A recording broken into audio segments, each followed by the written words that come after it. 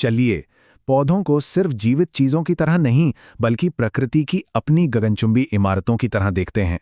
सोचिए, बिना किसी क्रेन या स्टील के वो चुपचाप आसमान की ओर कैसे बढ़ जाते हैं। तो सवाल यह है कि एक छोटा सा बीज अपने आप को इतनी बड़ी विशाल इमारत में कैसे बदल लेता है। ये सवाल वाकई में बहुत दिलचस्प है और इसका जवाब वो छिपा है पौधे के अंदरूनी बनावट में, जिसे हम कहते हैं पौधे के ऊतक। तो चलिए आज इसी राज से पर्दा उठाते हैं। तो सबसे पहले ये ऊतक या टिश्यू होता क्या है। इसे ना कोशिकाओं की एक टीम समझिए। जैसे किसी बिल्डिंग में ईंटें, पाइप और तार होते हैं, ठीक उसी तरह एक पौधे में भी अलग अलग कामों के लिए खास तरह की कोशिकाओं के ग्रुप्स होते हैं। तो फिर इस हरी भरी इमारत का कंस्ट्रक्शन आखिर शुरू कहाँ से होता है। इसकी शुरुआत होती है इसके ग्रोथ इंजन से। ये पौधे की कंस्ट्रक्शन टीम है जो आप कह सकते हैं 24 घंटे काम पर लगी रहती है। अब देखिए, पौधों में ऊतकों की दो मेन टीमें होती हैं। एक तरफ हैं मेरिस्टेमेटिक ऊतक, ये पौधे की कंस्ट्रक्शन टीम है जो लगातार नई नई कोशिकाएं बनाती रहती है। और दूसरी तरफ हैं स्थायी ऊतक, ये हैं स्पेशलिस्ट जैसे प्लम्बर और इलेक्ट्रिशियन, जिनका अपना एक खास काम होता है। तो ये जो मेरिस्टेमेटिक ऊतक है ना, ये पौधे की नींव हैं। ये कोशिकाएं छोटी होती हैं, घनी होती हैं और इनके पास एक सुपर पावर है, लगातार डिवाइड होते रहना। जी हाँ, पौधे के बढ़ने के लिए यही कोशिकाएं जिम्मेदार हैं जो बाद में हर दूसरे तरह के ऊतक में बदल जाती हैं। और ये कंस्ट्रक्शन टीमें पौधे के सबसे ज़रूरी हिस्सों में तैनात रहती हैं। एपिकल मेरिस्टेम जो सिरों पर होते हैं पौधे को लंबा बनाते हैं, और लेटरल मेरिस्टेम जो किनारों पर होते हैं उसे चौड़ा करते हैं। मतलब कंस्ट्रक्शन ऊपर की तरफ भी और बाहर की तरफ भी। कमाल है ना। अच्छा, पर तब क्या होता है जब कंस्ट्रक्शन टीम का एक हिस्सा अपना काम पूरा कर लेता है? तब वो बन जाते हैं स्पेशलिस्ट। वो बदल जाते हैं सरल स्थायी ऊतकों में और हर एक का एक खास काम होता है।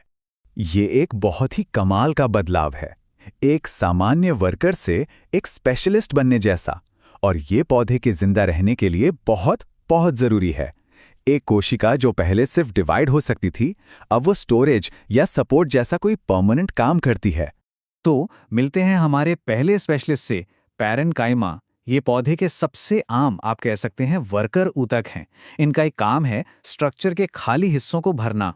इनकी तुलना हम पौधे की पैकिंग पीनट से कर सकते हैं, लेकिन ये सिर्फ जगह नहीं भरते, ये भोजन और पानी भी स्टोर करते हैं, फोटोसिंथेसिस में मदद करते हैं और पौधे को एक बेसिक ढांचा भी देते हैं। अगला नंबर है कोलेनकाइमा का। अगर पैरेन्काइमा पैकिंग पीनट्स थे, तो ये ऊतक थोड़ा ज्यादा स्ट्रक्चरल है, थोड़ा ज्यादा मजबूत। इसे हम एक लचीले मचान की तरह समझ सकते हैं। कोलेनकाइमा ही पौधे को झुकने और मुड़ने की क्षमता देता है। इसी की वजह से एक तना हवा में लहरा पाता है और टूटता नहीं। ये ताकत तो है, पर लचीलेपन के साथ। और आखिर में हमारे पास सरल स्थायी ऊतकों का सबसे मजबूत सदस्य है स्क्लेरेन्काइमा। पता है, ये कोशिकाएं जब पूरी तरह से बन जाती हैं तो मर जाती हैं और अपने पीछे एक अविश्वसनीय रूप से कठोर ढांचा छोड़ जाती हैं। इन्हें स्टील रिइंफोर्स्ड कंक्रीट समझिए। स्क्लेरेन्काइमा ही पौधे को उसकी कठोरता और शक्ति देता है। यही वो ऊतक है जो पेड़ की छाल या अखरोट के छिलके को इतना ज्यादा सख्त बनाता है। ठीक है, तो अब हमारे पास पौधे का ढांचा तैयार है, लेकिन इस गगनचुंबी इमारत में पानी और पोषक तत्व एक जगह से दूसरी जगह कैसे पहुंचते हैं? इसके लिए हमें पौधे की हाईवे सिस्टम को देखना होगा, यानी इसके जटिल ऊतकों को। पौधे का ये हाईवे सिस्टम दो मेन ऊतकों से बना है, जाइलम और फ्लोएम। इन्हें इमारत की प्लम्बिंग और लिफ्ट की तरह सोचिए, जो जरूरी सामान को ऊपर और नीचे लेकर जाते हैं। देखिए, जाइलम एक वन वे सड़क है जो जड़ों से पानी और खनिजों को सिर्फ ऊपर की ओर ले जाता है। वहीं फ्लोएम एक टू वे सड़क है। ये पत्तियों में बने भोजन को पौधे के उन सभी हिस्सों तक पहुंचाता है जहां उसकी जरूरत होती है।